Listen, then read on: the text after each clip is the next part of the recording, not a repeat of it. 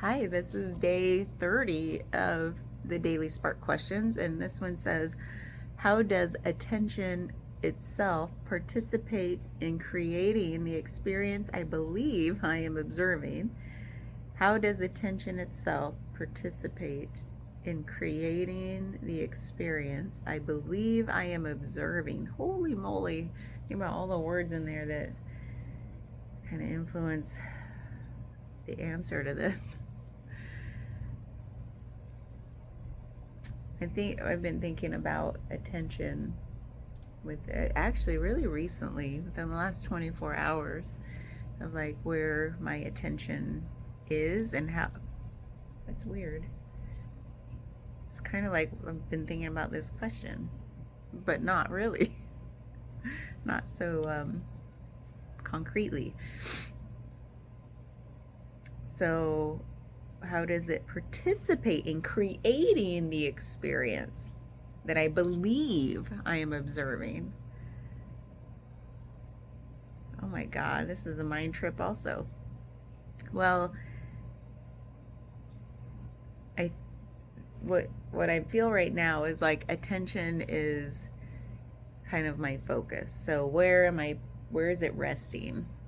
And if it's resting on like how's it participate in creating the experience? I think it's very it's like one of the biggest participants in experience, because I don't have the ability to observe an experience that my attention isn't placed on, because I think about attention kind of equaling observation at some level.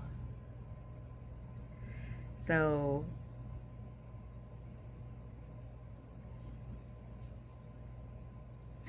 because this idea of attention is also the thing that kind of the definition of what you're experiencing kind of arises within that sphere of attention.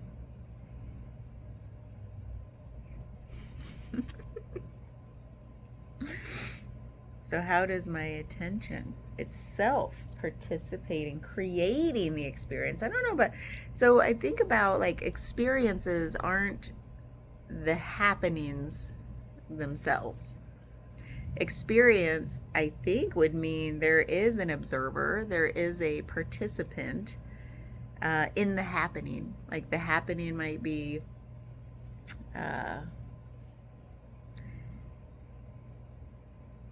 like experience, yeah, it just means there is a participant. Otherwise, what is it? It's just a happening.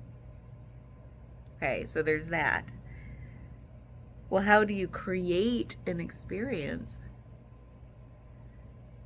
So if there needs to be a participant, then I think that participant, their attention is in the happening, and they are kind of like deriving something from that happening and like pulling it into their awareness, their little energy bubble, whatever you want to call it. And so I think that attention itself is like the creator of experience. Otherwise, if your attention isn't placed on a happening, like let's say here's a happening, if my attention is over here, I'm not experiencing this over here. Now you might say, well, you're affected by it, or it influences you or something. Okay, but I'm not um, I'm not experiencing it. It almost the idea of experience to me means there's some sort of like awareness that I'm participating in this happening, and I'm deriving sensation from it, feeling, emotion, thoughts. Like there's this whole world of things like in my sphere that I'm tapping into, and that is experience. You know, many things we don't have awareness about, that we don't place attention on, that we would, and so therefore we would never call it, oh, I experienced that.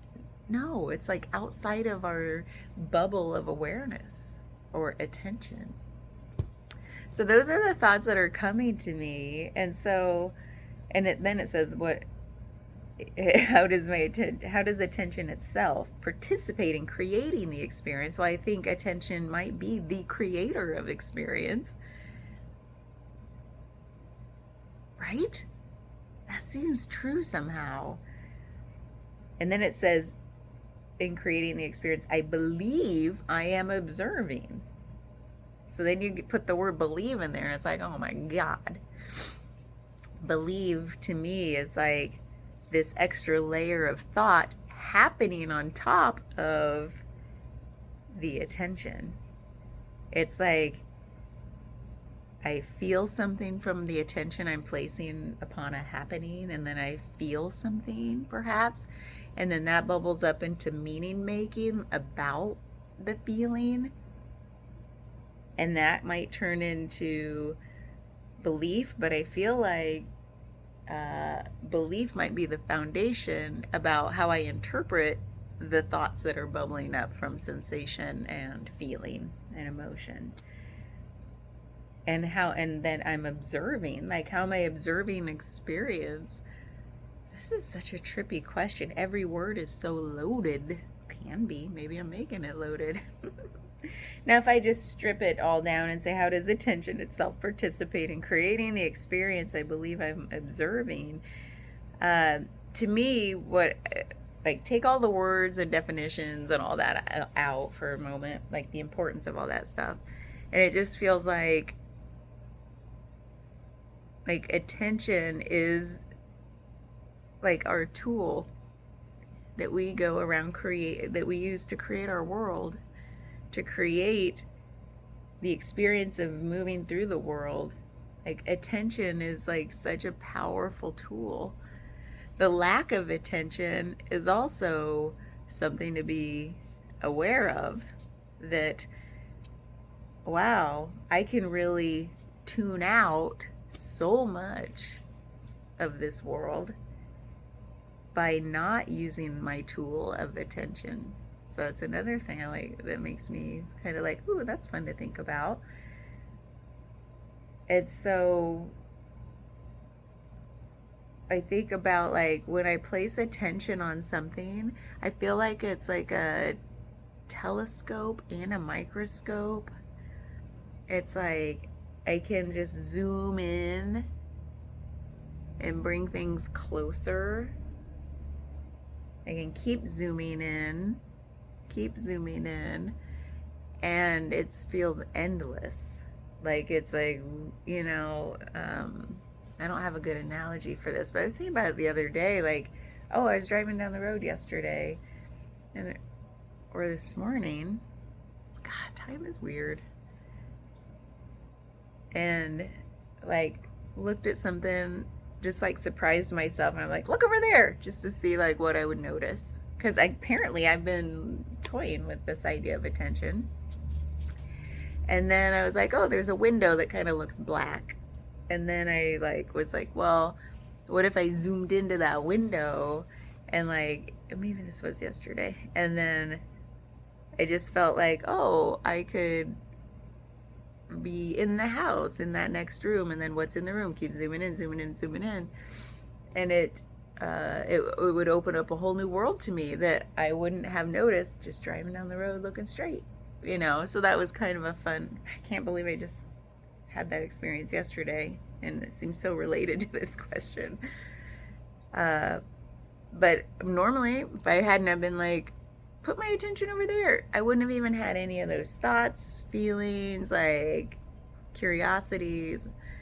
And so I feel like attention is such a super tool that creates all of our experience. It creates our world, because what is our world other than the experiencing of it? You know what I was thinking about today? This is probably not related, but it reminded me of it, that when I said this world is, when you think about the world. Oh, I think I was driving back from the gym. I have no idea where these thoughts come from. So you think about the world, and you think about all the people in it, and can you really separate what we know about the world? Like, I was thinking about what we know about the world and the way it works. Like the whole body of science and all the fields of discovery, you know. So it's like, can you separate what we know about the world from people?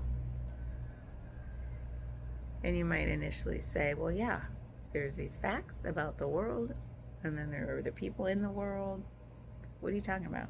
And I'd be like, well, where my head went when I asked myself that question again, don't know why or where this question came from, wasn't even listening to a podcast this time.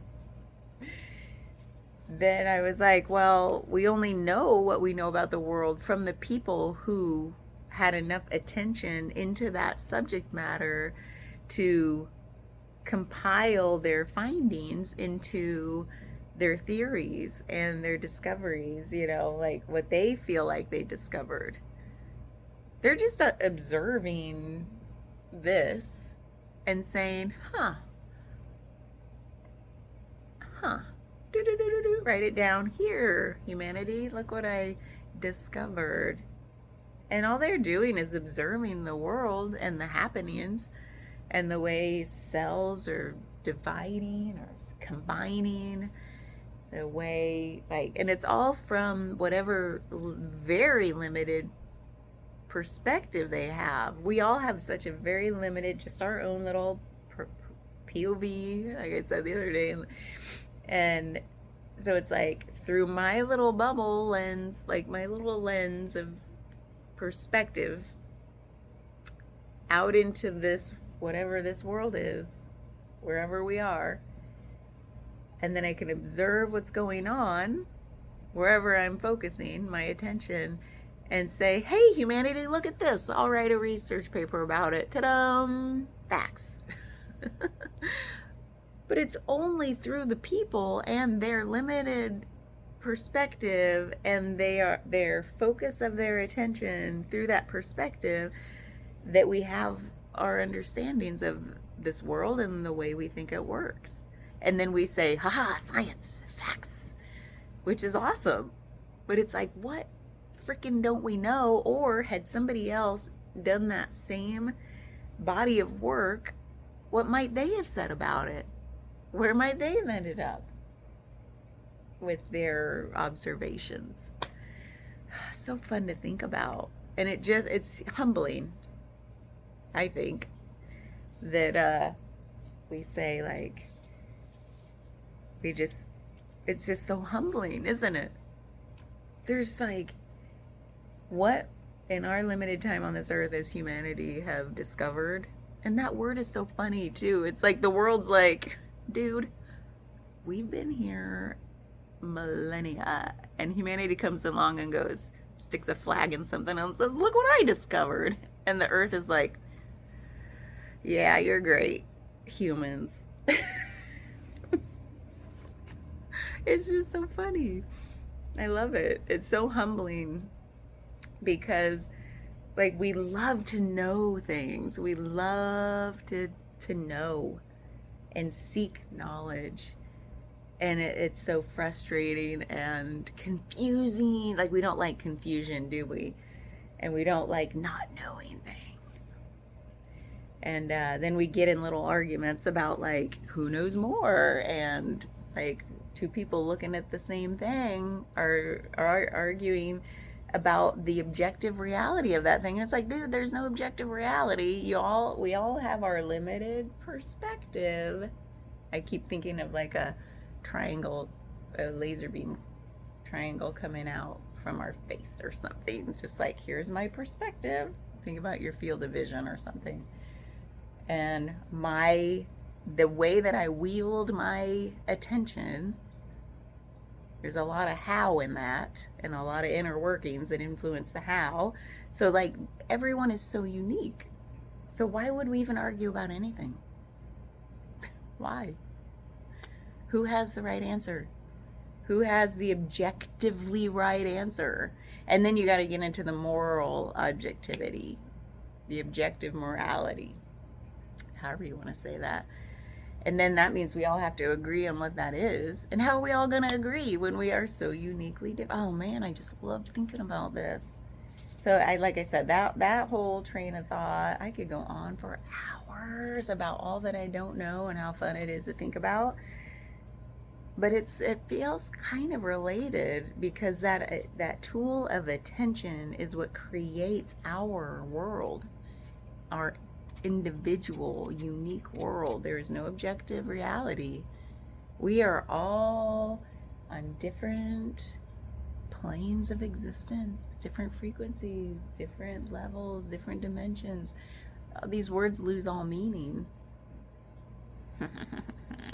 I feel like all words lose all meaning. Depends on how far down that rabbit hole you want to go. So I guess I'm in one of those moods where it's just like, oh wow. Like, how do we, and I've said this before, how do two individuals, how do we even connect at all? How do we do this thing? It's like we have to agree on some shared hallucinations, just to be like, hey, I'm a person, you're a person, let's connect. And we have to like have this shared agreement about what is reality and what are some of those moral objectivities or objective moralities that we feel like, okay, I think we 80-20 rule, 80% of us can agree, on that. I don't know. It's fascinating. Very humbling, because it's like, it makes me not want to open my mouth at all. You know what somebody said the other day in a podcast, and I love it so much because I feel that the truth in it, and I've thought about it for the last few years since I had one of the awakenings, like one of the shifts was just like, I didn't want to talk for days. Did not want to talk for days. And that's when that lesson of humility landed. She's like, if everyone really understood that what you say says more about you than anything else, you wouldn't say a thing, right? She's like, it's like, this is the part that made me laugh. She's like, it's like pulling your pants down in public all the time. Just like, she said something like that, like, oh my God, I'm dying laughing. Like the analogy of saying any opinion whatsoever as if somebody's going to like really think hard about it and be like, yeah, I hear what you're saying. It's like, and take that personally. It's like, if we all understood that what each of us says is more about us and our projections into the world, then we would feel so exposed. And so it'd be like pulling down your pants. Just like, instead of using words, we'd just walk up to each other and pull down our pants. Oh my God, I died laughing. It's so true, because I felt that deeply in the earlier shifts that I had of the humility shifts, of just like when those downloads, whatever you want to call it, when you have a shift, is like, everything's true. Everything's true. Didn't say objectively true. Said everything's true. And no amount of words can really describe anything and do it justice for the felt experience of the thing, the felt knowing. And so I feel like all these words are just like slathering stuff on top of experience, and all the slathering just muddies it and obscures it, and like it just is so tragic in a way that you just don't want to use any words. Not to mention, they do expose who you take yourself to be. And that is the part that's cringe. So exposing, so it's beautiful, really. Because like that's what we want too, is like, see me. I see you. I like want to try to see people, and I want people to see me, but I don't want to have to pull down my pants. But it's like, that's the beautiful part, is that we're doing that over and over again, so that people, and then the subtext is like, of the see me is like, love me. And then if we can reach out and say, I love you no matter what, no matter your pants are down or up, whatever, so it is beautiful in a way, but then there's that humility piece. It's like, there's nothing to say, there's nothing to say.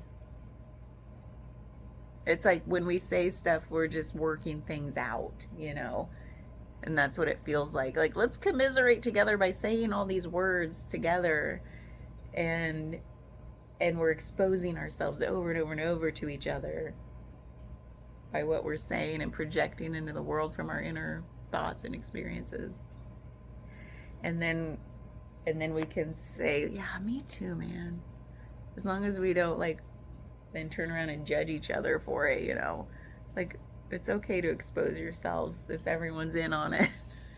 Okay, I gotta go. This is funny. Bye.